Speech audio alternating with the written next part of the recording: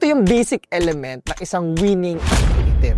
Number 1, hook. Ito yung unang 3 seconds para makuha mo yung atensyon ng mga manonood. Number 2, story. Napaka-importante ng part na to dahil dito marirealize ng mga customer mo na meron silang problema at ikaw yung pinakatamang solusyon na pwede nilang makita sa market. Ang hint dito, kailangan makita nila na yung point A, yung problema nila, point B, yung gusto nilang puntahan or yung dream outcome nila, at ikaw yung susolusyon sa gap ng A at B. Number 3, offer. Ito yung tinatawag na irresistible deal o yung mga offer na hindi nila kayang tanggihan.